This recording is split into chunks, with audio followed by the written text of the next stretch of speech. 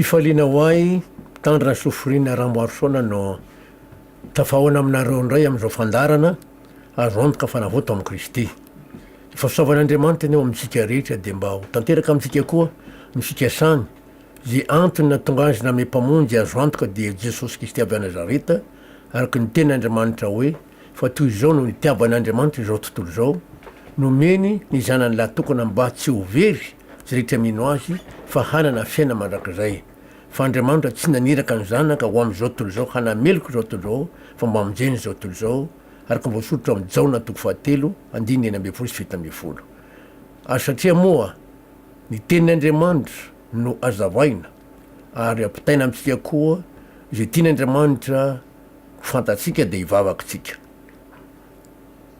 Saotranao zahay Andriamanitra fa noho fahasoavanao dia tanteraka izao fotoana izao. Ho voninahitra ao zany indrindrandrindra mba hitondra famonjena ho an'ny maro, ka dia misaotra nanokafanao ny fo sy ny sain'ny olona rehetra, ary koa indrindrandrindra amesanao saina, fahendrena, fahalalana anty-mpanompo tsy mahasoa ity, ary ametranao ny teny ao am-bavako araka ny teny zay nambaran'i Jesosy Kristy Tompo raha teo. Amin'ny anaran'i Jesosy ranaovana izany vavako izany, saotra Andriamanitra. Amen. Ny fanambarana zay nataontsika farany teo dia ny amin'ny hoe miery ny ota sy mampitombo azy ny filazantsara. Ka somary mamerina kely amin'le hoe miery ny ota satria maro ny olona miezaka mba teo marina na azo famonjena amin'ny fitandremana ny lalàna. Ilaina tokoa ny fitandremana ny lalàna, saingy tsy amin'izany no aneken'Andriamanitra antsika ho marina raha mahatanjona antsika raha mankatoa, satria raha izay no ataontsika dia izao ny tenin'Andriamanitra amin'ny Galatiana. Galatiana 5:4. Raha nitady famonjena tsika raha minevitra mba te ho marina dia lasa manamary tena raha ohatra ka ny lalàna no iverina ho tandremana fa tsy voatanjitsika araka ny tokony ho izy. Galatiana 5:4 amin'ny anaran'i Jesosy manao hoe dia tafasaraka amin'ny Kristy ianareo na iza zay mitady ho amarinina amin'ny lalàna. Efa lavo niala tamin'ny fahasoavana ianareo. Mazava tsara eto fa hoe tafasaraka amin'ny Kristy na iza zay mitady ho amarinina amin'ny lalàna. Zany hoe raha ankatony lalàna dia za fa marina satria za fa matandrina mankatoa, tafasaraka tanteraka amin'i Jesosy ary lava amin'ny fahasoavana. Tsy milaza zany akory hoe foana ny lalàna, satria ny finoana no anekena antsika ho marina. Romanina 4:7. Romana 4:20 sy 20 amin'ny anaran'i Jesosy Kristy Tompo. Romana 4:20 sy 20 manao hoe amin'ny anaran'i Jesosy, fa ankehitriny dia efa nahariary ny fahamarinana avy amin'Andriamanitra, tsy amin'ny lalàna nefa fa ambarany lalàna sy ny mpaminany. Dia ny fahamarinana avy amin'Andriamanitra amin'ny finoana an'i Jesosy Kristy ho an'izay rehetra mino fa tsy misy hafa. Amin'ny alalan'ny finoana ihany zany an'i Jesosy Kristy, zavatra izay nataony ho antsika no aneken'Andriamanitra antsika ho marina. Raha ohatra ka mitady ho amarinina amin'ny lalàntsika dia mampitombo le herinota manandevo. Izao mbola azo amin'ny Korintiana 1:12 manamarina an'izany. Tsy milaza mihitsy nefa zany hoe foanana ny lalàna. Korintiana 1:12.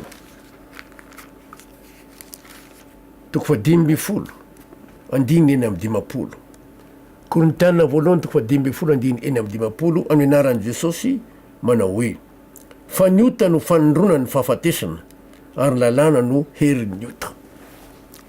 Le lalàna zay raha mbola tsy mahazo famonjena ny olona, mbola tsy afaka mita manandevo, ka ny lalàna no izana tandremana mba azo sitraka amin'Andriamanitra na heverinao hoe zay ny mamarina ny tena, dia ny loza dia izao ny lalàna ny herin'ny ota. Lalàna ny herin'ny ota. Tsy zay ihany fa mifikambanana amin'ny olona ratsy koa dia mampitombo ny herin'ny ota mandevo. Korintiana 1:12-13. Korintiana 1:12-13 amin'ny anaran'i Jesosy Kristy Tompo manao hoe aza mety ho fitana ianareo ny fikambanana amin'ny ratsy dia manimba fitondran-tena tsara. Rehefa tsy mifanaraka amin'ny tenin'Andriamanitra, ny zavatra ataon'ny namana dia elana, na ny fiangonana koa aza na fikambanana rehefa tsy fanaraka amin'ny tenaandriamanitra de elana. Izay natonga Andriamanitra nyteny amin'ny Apokalipsy 20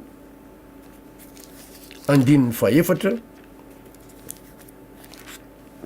Apokalipsy 20 andininy faefatra amin'ny anaran'i Jesosy manao hoe ary nare feo iray ko aho avy tany an-danitra aho nanao hoe miala aminy ianareo ry oloko mba tsy ombona anareo ota aminy ary mba tsy hisy hahazo anareo ny loza manjo azy. Mazava tsara eto, Andriamanitra mihitsy miantso ny olona hiala amin'izany fikambanana tsy zany na olona manao ratsy de ialana mihitsy, ary mazava tsara mifanambarany amin'ny anaran'i Jesosy averiko ary nare feo iray koa avy tany an-danitra aho nanao hoe miala aminy ianareo ry oloko mba tsy hiombona anareo ota aminy ary mba tsy hisy hahazo anareo loza manjo azy. Lalàna zany fikambanana amin'ny ratsy zany lalàna rotraka ezana tandremana de mba ho marina azo sitraka amin'Andriamanitra tafasaraka amin'i Jesosy lava ny fahasoavana. Fikambanana amin'ny ratsy koa tsy mety mihitsy, manimba mihitsy. Le ota manandevo de hery ratsy ao anatin'ny olona. Araky fanambarantsika tany aloha sy famerena kely no ataoko Romanina 7 andininy 14 ka hatramin'ny 17. Romana 7 andininy 14 ka hatramin'ny 17 amin'ny anaran'i Jesosy manao hoe fa fantatsika fa araky ny fanahy ny lalàna fa izaho kosa nofo namidy ho andevon'ny ota. Mazava tsara no namidy ho andevon'ny ota ny olombelona rehetra. Fa izay ataoko de tsy fantatra fa tsy zay sitrako no ataoko.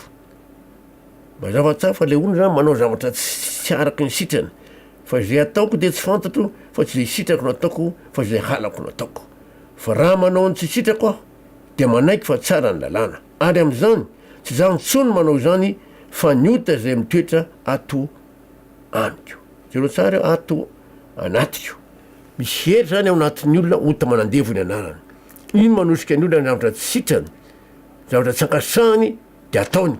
Matetika ny olona de miteny hoe devoly io, tsy devoly. Ary amarinitsika manomboka ny andininy 20 ka hatramin'ny 20. Romana 7 andininy 20 ka hatramin'ny 20 amin'ny anaran'i Jesosy Kristy Tompo manao hoe fa fantatro fa tsy misy zavatra tsara mitoetra ato amiko de ato amin'ny nofoko. Fa ato anatiko ihany ny fikasana saingy ny hatanteraka ny tsara ny tsy ato. Fa tsy ny tsara zay sitrako no ataoko fa ny ratsy zay tsy sitrako no ataoko. Fa raha ny tsy sitrako no ataoko de tsy zaho ntsony manao izany fa ny ota zay mitoetra ato amiko. Io zany de tena zavatra ratsy misy, hery ratsy ao anatin'ny olona raha mbola tsy nahazo famonjena. Ota ny anarany, ary ota io nolazain'i Jesosy hoe ota manandevo. Jaona 4 andininy 4:30. Jaona 4 andininy 4:30 amin'ny anaran'i Jesosy Kristy Tompo. Jesosy namaly azy hoe lazaiko aminareo marina de marina tokoa fa izay rehetra manota de andevon'ny ota. Izay rehetra manota de andevon'ny ota. Ka ahoana ary zany no afaka an'io ota manandevo? Zay zany mahatonga an'ilay hoe filazany tsara na ny fomba nanafahan'i Jesosy antsika amin'ny ota manandevo. De hoy Jesosy amin'ny andininy 4:30 amin'ny anaran'i Jesosy, Jaona 4 andininy 4:30, ko raha ny zanaka no afaka anareo de ho afaka tokoa ianareo. Tsy misy afa Jesosy ihany mahafaka antsika. Ary manamarina an'izany le Romanina 7 satria tsy ny sitrako no ataoko fa ny halako no ataoko. De ny apôstôly Paoly de ny sento ary nanambara mihitsy fa tsy misy afa Jesosy ihany ny mahafaka an'izany. Romanina 7 ary andininy 4:20 sy ny 5:20.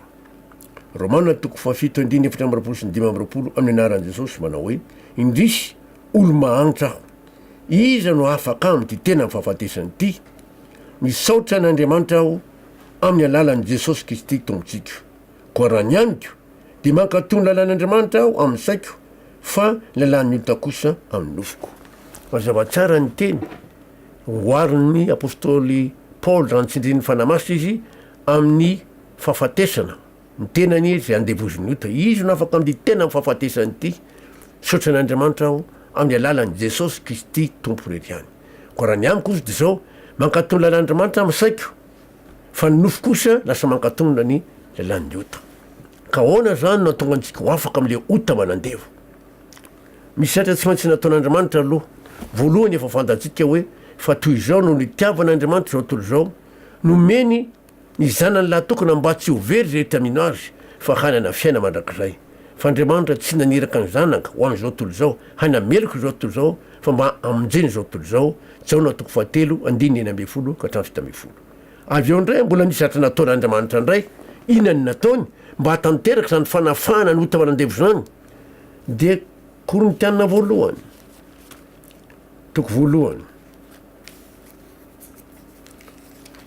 Korintianina voalohany 7:20 sy ny 30. Korintianina voalohany 7:20 sy 30 amin'ny anaran'i Jesosy manao hoe mba tsy hisy nofo mahazo mirereo natria Andriamanitra fa avy aminy no nanaovana anareo ho ao amin'ny Kristy Jesosy zay nataon'Andriamanitra fahendrena sy famarinana sy famasinana ary fanavotana ho antsika.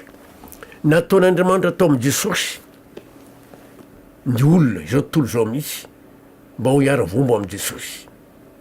Tena zay mihitsy nataon'Andriamanitra atao amin'i Jesosy, ataontsika ity Jesosy de ny olona natao atao amin'i Jesosy. Mba tsy hisy sofo mahazo mirere ahoana moa za fa mivavaka, za fa mitandra ny lalàna, za fa mitandra ny didifolo, zako efa manao asan'ny tompo, zako mandony ampafolony sy ny sisa. Mampalahelo fa ny tenany foana voateny zaho. Zay natonga ny ten'Andriamanitra ny laza raha ny amin'ny Abrahama ny eken'Andriamanitra ho marina izy. Romanina 4 ny andininy 1 sy ny 2. Romanina 4 andininy 1 sy 2 amin'ny anaran'i Jesosy. Inona ary no korazaintsika ho efa azon'ny Abrahama razantsika anaky ny nofo. Fa raha asa no nanamarinana ny Abrahama de misy rerehany ihany nefa tsy amin'Andriamanitra. Raha ny asa aky za nanao an'izao, za navita an'izao, haiko ny vitandremako ny baiboly, za mavaky baiboly, misy rery ihany zay fa tsy amin'Andriamanitra. Satria Andriamanitra no manome fahendrenan'le olona, manome fahamarinana, fahamasinana ary fanavotana ho antsika. Zay natonga ny apôstôly Paoly laza ny Romanina 10 andininy 1 ka 3. De ho jerentsika hoe ahoana zany le fomba fanafahana satria nataon'Andriamanitra atao amin'i Jesosy ny olona.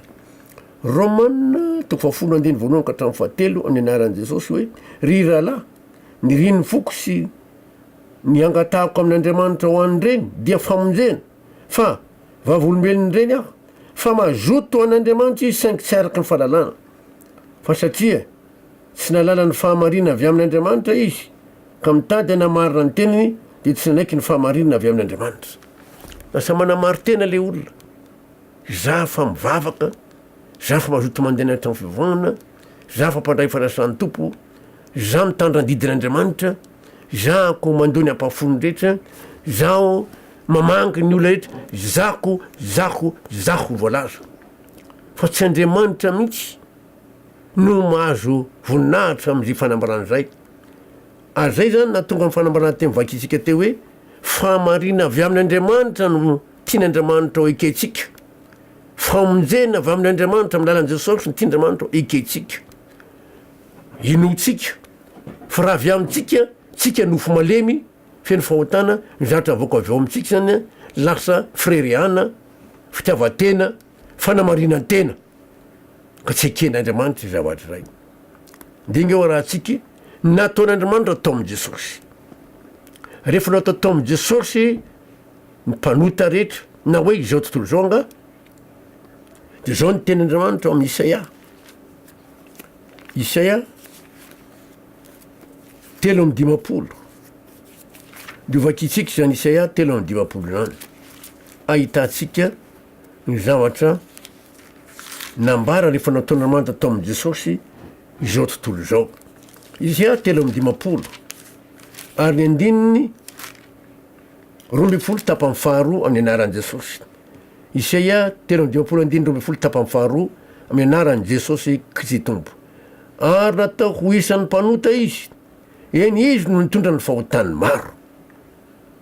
sady manao fifonana hoan'ny mpanota.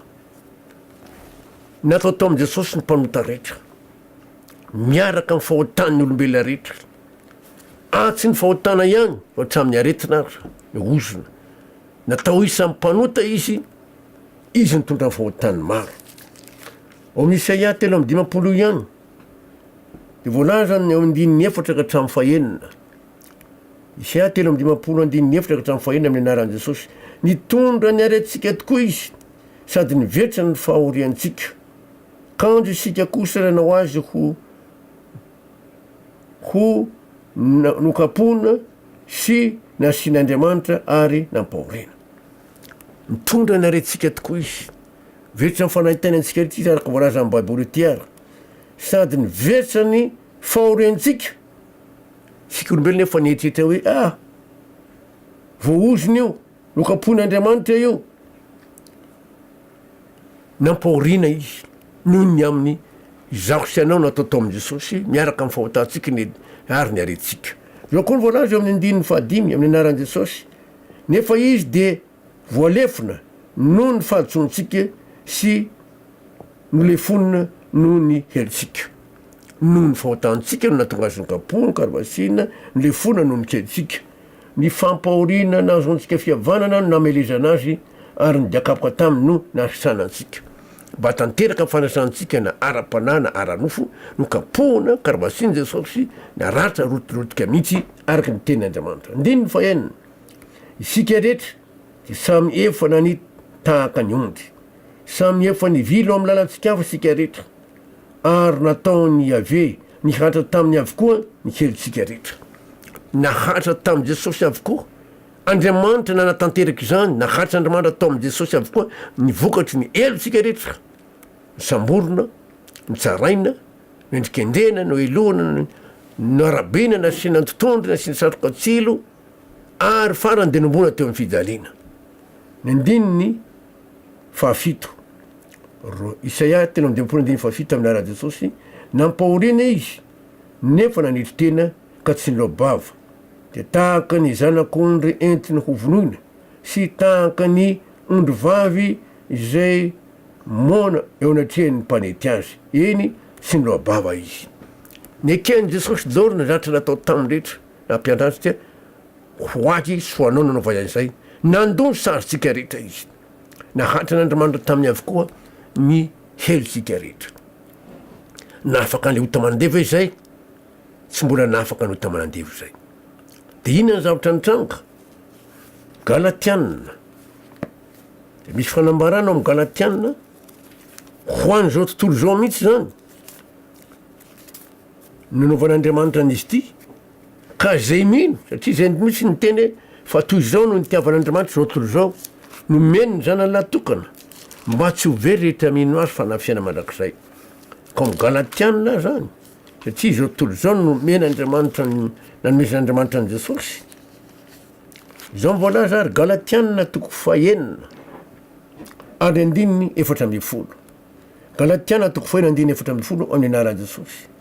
Fa sanatria raha mba misy ataoko rehare avo tsy niazo fijaliany Jesosy Kristy tongotsika zay naha voaombo zao tontolo zao tamin'ny hazo fijaliana raha ny amiko ary zaho kosa raha ny am'izao tontolo zao. Rehefa nataon'Andriamanitra tao am'izao tontolo zao, ny olona nataon'Andriamanitra tao am' Jesosy zao tontolo zao, zafady, nataon'Andriamanitra tao am' Jesosy zao tontolo zao, de rehefa nomboan'i Jesosy de ny olona rehetra niaraka voaomby tamin'i Jesosy tao amin'ny fijaliana. Ny olona rehetra niaraka voaomby tamin'i Jesosy tao amin'ny fijaliana. Saingy zao tsy milaza zany vovonjy daholo zao tontolo zao, fa toy izao no nitiavan'Andriamanitra zao tontolo zao, nomeny ny zanany latoka mba tsy ho very zay rehetra mino azy, zay rehetra mino azy. Ka raha voaombo zao tontolo zao, zaho sy anao niara voaombo tao zany. Zay natonga ny tenin'Andriamanitra ny Galatiana 4:2, Galatiana 4:20. Galatiana 4:20 amin'ny anaran'i Jesosy manao hoe voaombo miaraka amin'i Kristy amin'ny fijaliana aho. Ary tsy zaho ntsony no velona fa Kristy no vela atao anatiko. Fa zay velomako ankehitriny eo amin'ny nofo de velomako amin'ny finoana ny zanak'Andriamanitra zay efa tiaka nanotra ny teniny amonjà.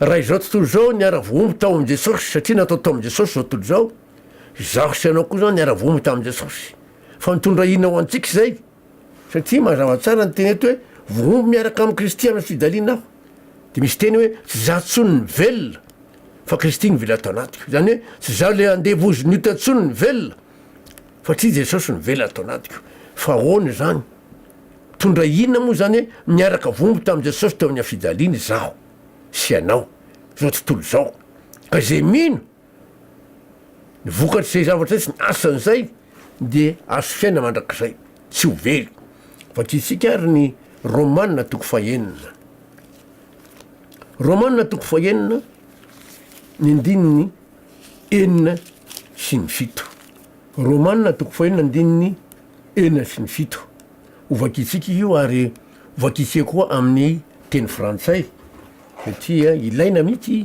ty zavatra zay romanina toko fahenina andininy enina sy ny fito vakitsika aloha ny andininy fahenina manao hoe amin'ny anaran' jesosy fa fantatsika fa nitoetsika taloha de niaraka nohomboana taminy hanimbana ny teny anyota mba tsy hanompotsika nyota intsony andininy fafito fa zay efa maty de afaka amin'ny ota zany hoe raha de niny ty teny ty tsy maintsy vonona zaho sy anao ka mba tantery zay famonono zay de hoe natao tao am' jesosy niaraka vomby tamy jesosy finoana zay vomby miaraka amy kristy amy fidaliana aho ary zay ny mahatonga le andininy fahenina ny anaran' jesosy hoe fa fantatsika fa nitoetsika taloha dikany hoe toetsika taloha amy te frantsay mbaboly sasy de hoe notre vieille nature zay na dika amy teny malagasy hoe nitoetsika taloha dia niaraka nombona taminy hanimbana ny tena ny ota mba tsy hanompotsika ny ota intsony zany hoe vonona mihitsy tena antsika andevoziny ota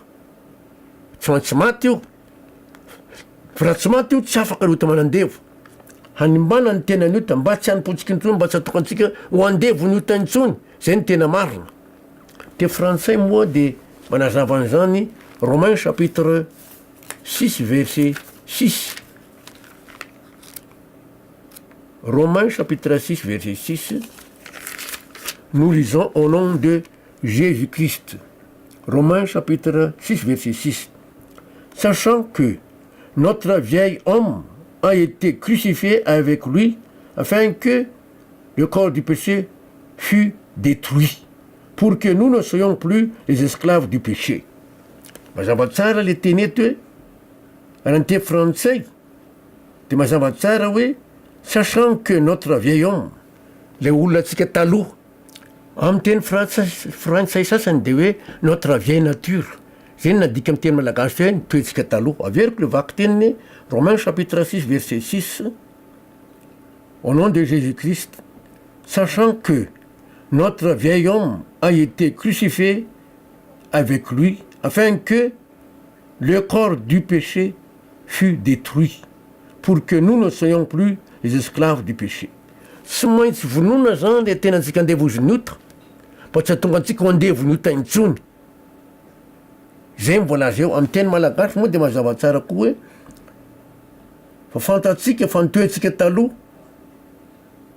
mazava tsara zany teny zany fantatsika fa nitoetsika taloha de niaraka nombona taminy hanimbana ny tena ny ota mba tsy hanompontsika nyto antsony amy te français pour que nous ne soyons plus les esclaves du péché fa zay efa maty de afaka amin'ny ota car celui qui est mort est libéré du péché zay maty de afaka amin'ny ota manandevo ka raha tsy miara vomby tamy jesosy sika tsy niara maty taminy tsy afaka ota mandevo io tsy maintsy inony zay fa raha vao tsy inony zay tsy afaka zay no tiako ameriana azy amle te frantsay teo satria maro ny olona no miteny tahaka amy pasteur anakiray de hoe za tsy niara vomby tamy jesosy zany ka rehefa tsy niara vomby amy jesosy zany de tsy afaka amy ta manandevo mihitsy averiko nge le Romains chapitre 6 verset 6-7 nous lisons au nom de Jésus-Christ sachant que notre vieil homme a été crucifié avec lui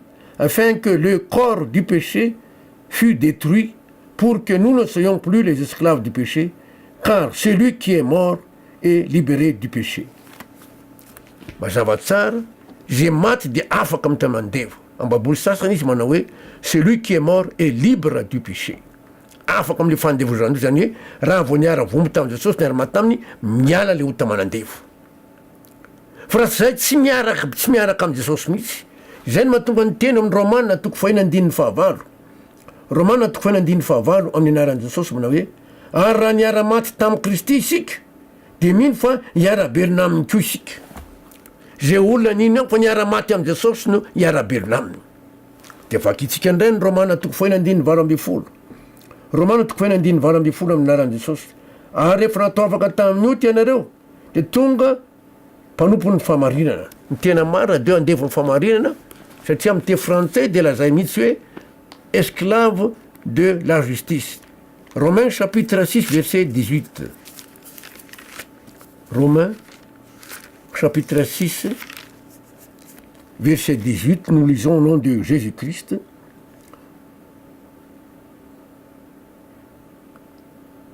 Ayant été affranchis du péché, vous êtes devenus esclaves de la justice. Ayant été affranchis du péché, vous êtes devenus esclaves de la justice. Justice izany te Jesosy. Ka ahoana nafaka antsika natao tao am' Jesosy, niara-sambora tamin' Jesosy, niara-nitsaraina taminy, niara-melohana taminy, niara-kapohana taminy, faranombona teo amin'ny fijaliana, niara-vombo taminy. Notre vieille nature a été crucifiée avec lui pour que nous ne soyons plus les esclaves du péché. Mazava tsara ny fanambarana fa zay niara-vombo tamin' Jesosy, niara-maty taminy any no afaka amin'ny ota manandevo. Mazava tsara satria ny te français de milaza mihitsy hoe ce corps de péché a été crucifié avec lui pour que nous ne soyons plus les esclaves du péché. Ary am'teny français eto moa zany de mazava tsara hoe ayant été affranchi du péché, vous êtes devenus esclaves de la justice. Amin'ny teny malagasy teny hoe mpanompo ny famarinana, raha mpanompo de hoe serviteur. Raha am'te atao am'te français fa hoe esclave mihitsy andevo ny famarinana, Jesosy mihitsy lasa velona ao. Ny andininy valo amby folo, Romana toko fahena andininy valo amby folo. Zay voalaza zay fa indiny roambiroapolo kosa. Ny indiny roambiroapolo manao hoe amin'ny anaran'i Jesosy fa ankehitriny rehefa natao afaka tamin'ny ota sy anareo ka efa tonga mpanompon'Andriamanitra de manana ny vokatrareo amin'ny famasinana ary fiainy de farany de fiaina mandrakizay. Eto koa de mbola teny hoe mpanompo fa raha am'te français de andevo satria fankehitriny vakitsika am'te français nge satria ny teny malagasy de fankehitriny rehefa natao afaka tamin'ny ota ianareo ka efa tonga mpanompon'Andriamanitra de manana ny vokatrareo amin'ny famasinana ary ny farany de fiaina mandrakizay. Ny tena izy sy mpanompon'Andriamanitra fa andevon'Andriamanitra te français de mazava tsara vakiko amin'ny anaran'i Jesosy. Romains chapitre 6 verset 22. Romains chapitre 6 verset 22, nous lisons au nom de Jésus-Christ. Mais maintenant, étant affranchis du péché et devenus esclaves de Dieu, vous avez pour fruit la sainteté et pour fin la vie éternelle. Ankehitriny avy de andantsika avy de mihina natao tao am' Jesosy aho, niaraka voasambotra taminy, niara-kapohana karabasina taminy, niara-vombo taminy, niara-maty taminy. Ka rehefa niara-maty taminy miala no tamanandevo Jesosy indray miditra ao na Andriamanitra. Zay mivolaza eto ankehitriny rehefa natao afaka tamin'ny ota ianareo ka efa tonga andevon'Andriamanitra, zay zany izy de manana vokatrareo amin'ny famasinana ary ny farany de fiaina mandrakizay. Tsy za mihitsy navitan'izay fa Andriamanitra sy Jesosy Kristy. Ary mazava tsara le teny frantsay satria andevon'Andriamanitra mihitsy mifilazany azy eto amin'ny anaran'i Jesosy manao hoe mais maintenant étant affranchis du péché et devenus esclaves de Dieu, vous avez pour fruit la sainteté et pour vie fin la vie éternelle. Soloantsika Andriamanitra fa raha zany tsy afaka tamin'ny tamanandevontsika. Zay ny filazany tsara tian'Andriamanitra inotsika. Ho azy ny voninahitra mandrakizay ny famindram-pony. Amen. Ka de toizantsika manaraka ndray fandrambana fa de ivavakotsika amarantsika izao fotoana izao. Sotranao zay Andriamanitra ny famindram-ponao, ny fanazavana mombany amin'ny herin'ota sy ny mampitombo azy amin'ny fankataovana lana sy ny fikambanana amina namana zay tianao ilanay mihitsy, zay tsy afy vitanay raha tsy Jesosy manafaka anay. Ady nisaotra koa ny fomba nanafana ny ota manandevo, misotranao fianao niasa natanteraky zany rehefa nataonao tamin' Jesosy niara-vombo taminy ka afaka tamin'le ota mandevo rehefa niara-maty taminy. Ka Jesosy indray mivelona ao anatinay na Andriamanitra manapaka ny fiainay atanteraka ny fahamasina sy koa ny famarinana. Ho anao ny dera saotra ary voninahitra Andriamanitra amin'ny anaran'i Jesosy, saotra Andriamanitra. Amen. veloma mandram-piona amanaraka indray amin'ny anaran' jesosy.